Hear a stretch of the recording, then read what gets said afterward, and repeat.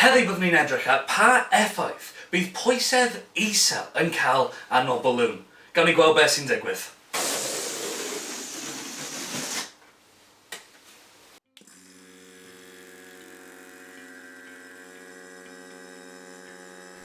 Am yr ymgais gyntaf, wnaethon ni rhoi 2 balwn tu fewn i'r chamber vacuum. Mae'r 2 balwn yma yn dechrau yn ehangu yn gyflym iawn, ond wnaethon nhw blocio'r allfa aer. Felly, wnaethon ni rhoi'r aer nôl i fewn i'r chamber.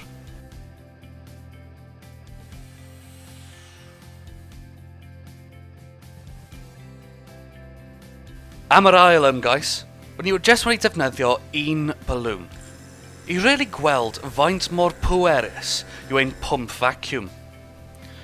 Nawr unwaith eto mae hyn yn ehangu yn gyflym, ond mae gen i camera tu fewn i'r chamber i edrych fach yn agosaf ar y balwn yma.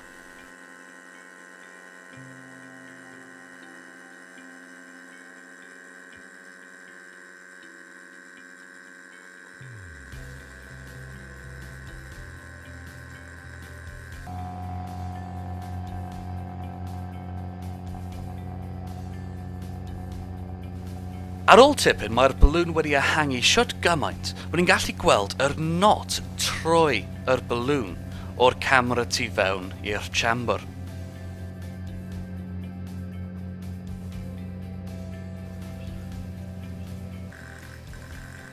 Ar y pwynt yma, roedd ni wedi tynnu yr vacuum gorau roedd ni'n gallu efo'r pwmp ni.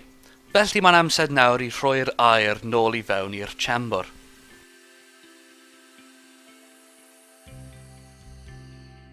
Ond gawn ni sôn am beth oedd wir yn digwydd efo hon. Nawr, efo pwysedd, mae pwysedd uchel troi'r amser yn teithio tuag at bwysedd isel. Nawr, mae balwn yn gweithio arno rhywbeth o'r enw cyfartaledd, ble mae 2 grym yn cyfartal efo'i gilydd. Felly, os mae gen i ein balwn, ac ni efo pwysedd aer tu fas i'r balwn yn gwthio arno'r balwn, ac pwysedd gyfartal aer tu fewn i'r balwn, mae hyn yn beth sy'n achosi'r balwn i aros yr un maint. Ond pan ma'n ni'n tynnu i ffwrdd y pwysedd aer tu fas, wedyn bydd y pwysedd uchel tu fewn i'r balwn yn symud tuag at yr pwysedd isel tu fas i'r balwn.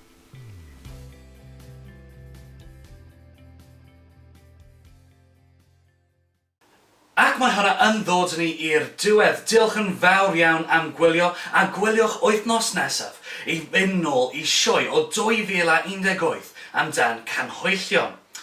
Ond, tan y pwynt yma, please rhannu, hoffi a subscribio a cario ymlaen i ddysgu. Diolch yn fawr iawn unwaith eto.